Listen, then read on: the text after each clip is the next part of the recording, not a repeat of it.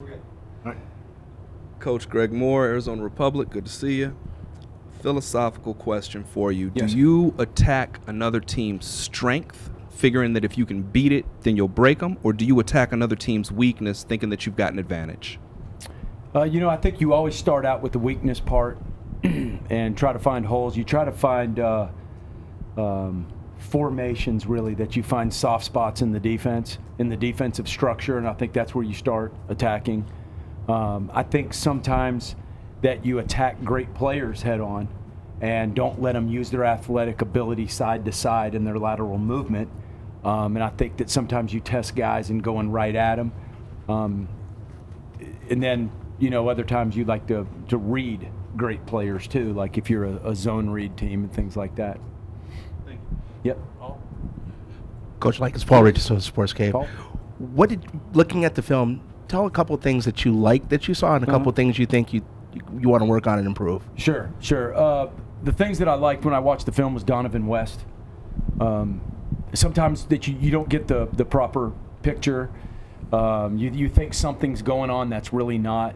During the game, I had thought that he was getting beat in some certain things, and he wasn't. I watched the film, and I thought, for a freshman, for his situation of what he did, we couldn't have asked for anything better than what he did. That was absolutely amazing. I now have so much faith in that kid. I don't look at him as a liability or anything like that at all. I look at him as a plus, and I look at him as a future all-conference center. I really do. That was amazing.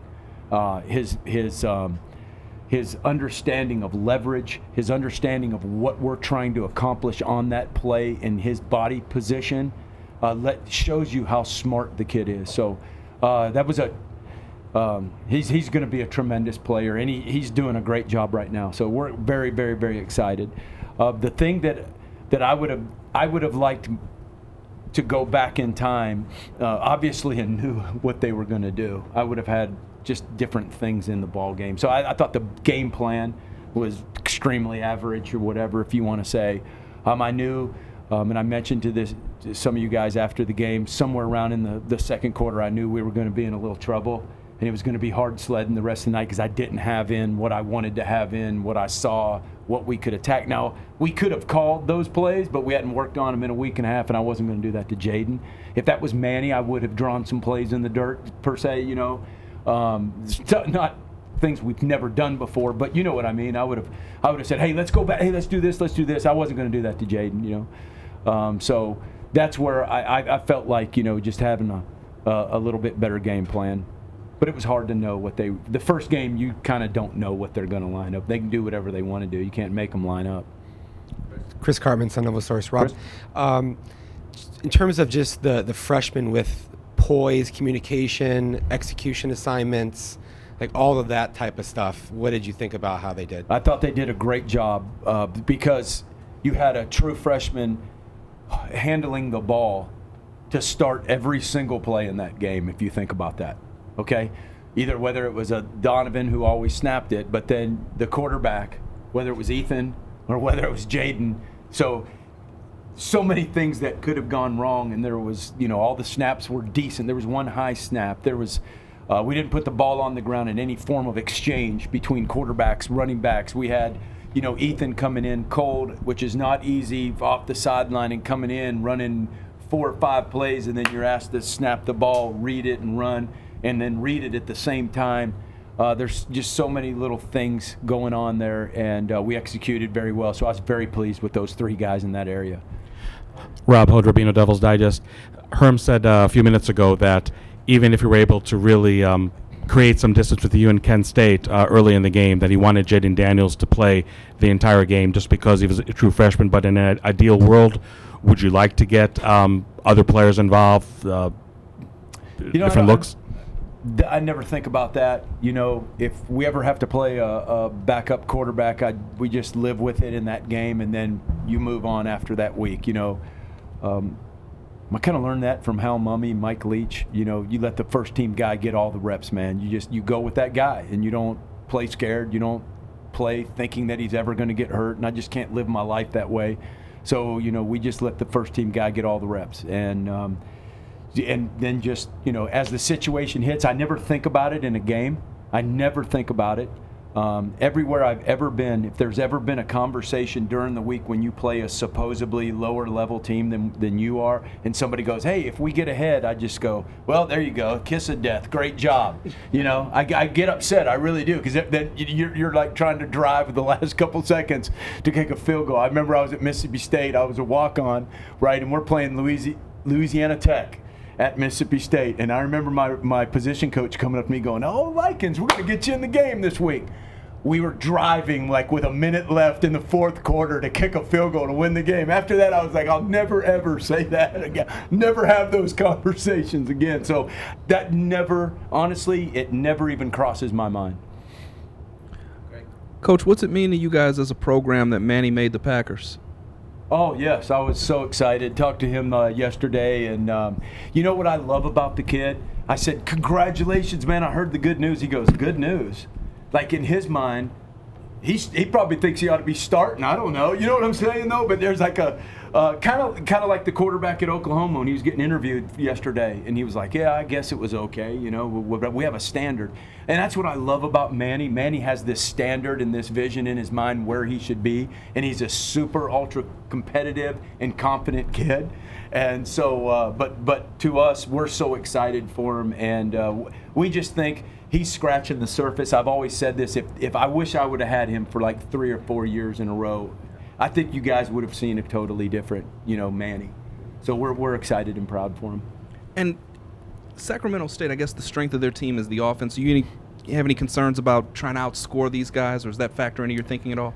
Well, you start thinking about that. Whenever a team scores 77 points, I don't care who they played, man, that's hard to score 77 points on air. Because somebody's going to screw it up, and for them to do what they did, that's you start, the ears pop up and go, uh-oh, what, and Herm, he was at home and his wife said they scored 77. He goes, what? No, they didn't. That's impossible. No, but they did. So yeah, you start thinking about that. Hey man, this could turn into something, you don't ever know. But we feel really good about our defense here, and so we'll just kind of see what happens. We're prepared for that type of game at any point in time because of how we practice and the tempo that we run. Doug Haller, The Athletic. Rob, Donovan played well, but where overall the offensive line, how did you assess them as a group, and where do they need to make the most progress going into week 2? Communication. Yeah, we had some communication errors. They did some things that we, not like crazy stuff, but we just hadn't worked on. What happens is when you go against the defense like ours, it hurts you in some ways in camp, but it helps you. It helps you with blitzes. It helps you with, being. You won't see anything for the rest of the year that's going to like, oh man, guys running all over the place. But what it does too is it's so different that when you go into your first game, you only have like a week and a half to prepare for that next team. So all you can do. You only got a week and a half to prepare. We got to prepare for what they do the best. And going into that game, we felt like what they did best was run a 50 front and all of that. And then they came out in a 4-2 cover 1 most of the game. And we haven't worked on that, And we worked on it a little bit because it was about 5% of their defense last year. They only did it much on third downs. But then they came out in first down, and then they tilted the nose.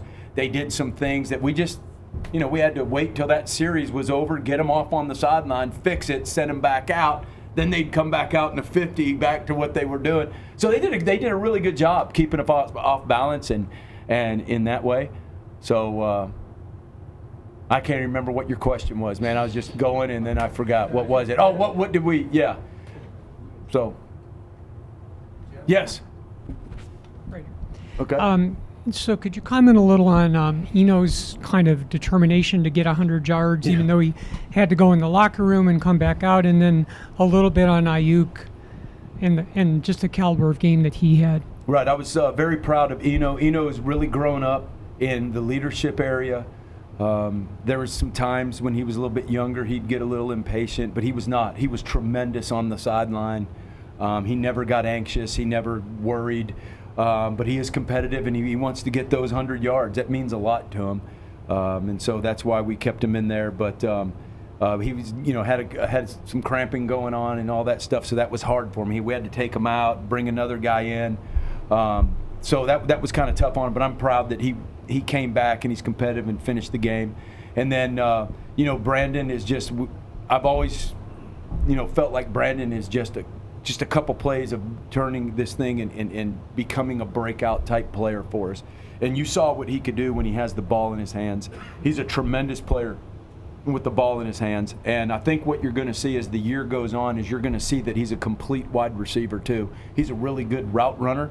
I thought overall our offense, that we need to get in game shape. I didn't think we were in game shape. I thought we got too tired, too quick, and that made us look a little slower than I'd like to look, and we had to do a lot of substituting and all of that stuff. So we've really worked on that the last couple of days. We've run them pretty good, trying to get them in shape. But I think once Brandon gets into that maximum shape and that game shape, he's even going to get better and make more plays. We really do. Rob, going back to the O-line, can you speak to the difficulty of having to replace somebody up front, just a unit that relies so much on the cohesiveness, and you mentioned the communication, just Right. how difficult it is to replace somebody up front? Sure, yeah. When you lose somebody late like that, or you lose them in the game, double teams, especially on a lot of the zone stuff that we do, that's a communication. That's a relationship that those two players have. They learn how to hold on to the first initial block and then who's coming off to the linebacker. That is like a big thing with offensive linemen, combo blocks. And then when all of a sudden this guy's new, that combo block is completely different. And so that was, what I was proud of, Donovan, and proud of Cole as well. He's over there at left tackle helping out, making some of the calls. We're over there at left tackle to help out. I was really pleased with that area. We had just a couple miscommunications, but I think that the relationship was kind of screwed up a little bit after we had to move some guys around, and I think you saw that in the game when we gave up some negative yards and we gave up some penetration up in the backfield. Rob, just the other freshmen that played, Curley, Pearsall, Matthews. Yep. How did that go relative to your expectations? I thought Ricky Pearsall exceeded my expectations. I thought he was very physical. He threw his body around. He was blocking, and he's just a tough kid. So I saw that in him. Some guys respond in games a little bit different than others. I saw Jordan Curley's speed out there. It was like, to me, I don't know about you guys, but it was like obvious that he's one of the fastest guys we have. So I saw that. He made a few freshman first game, mistakes, which that happens to all of them. All right, you expect that. That's why I said Jordan kind of exceeded my expectations, because I didn't see that. He didn't play like it was his first game. He played like kind of a vet. So I was proud of that. Nolan, I thought one thing that we all thought about Nolan when he got here was he was a tremendous athlete. He was really going to help us in the pass game. But would he be that physical presence that we need at that position at times? And you saw him as the game went on get more and more confident. The touchdown, the drive right after to start the third quarter. If you go back and watch the play right before the touchdown, him and Donovan drove their guys about 5 or 6 yards back into the end zone and knocked him on the ground, and then he kind of got up, and you could see he was like, okay, yeah, he's feeling himself a little bit there, and that's what we're looking for him. So we're looking for him to build on that this week. Coach, we've been Yes, talking sir. a lot about the offensive line and Donovan playing well, but there was a lot of pressure, right? 5 sacks, and now a lot of that came from the edges. Was that because you were protecting Donovan inside? Just square that up for me so I know what I'm looking at. Yeah, when you see that, and I told the guys it was going to be different. When you get in camp and you're a tackle and you're used to going pretty much, Cole Cabral's gone against like the same pass rusher so they know their moves, they can anticipate, they got all of that. And same with Steve over there. And I told him this is going to happen. When you get in a game and you get a totally new pass rusher with different moves, different style, you don't know what to expect. Man, it's hard. It's hard. And, I was caught off guard. I think our tackles would tell you, man, I wish I'd have played better. They'll be the first ones to tell you. We did give up pressure on the outside and off the edges. There was a couple times that Jaden did not step up in the pocket. He needs to understand that the 8.5 to 9 yard range back there is the hit zone for quarterbacks, and he hung in the hit zone too long, and he should have stepped up in the pocket. And then, there were times where the edge rusher came and then came up underneath and made him bounce outside right there. And they lost contain several times. I'm sure they're watching film. They're not real happy about losing contain. So it might have looked like we got a lot of pressure, but really, I don't know if that's what they wanted to do either. They lost contain and let us run for first downs, so that helps out sometimes. But I'm looking for those guys to have a better week this week and just getting a game under their belt. Cole getting a game under his belt back again at tackle. I think that was tough on him. I think that kind of surprised him a little bit, but I'm looking for him to be better. Thanks, Coach. Yep. Thank you, guys. Appreciate it.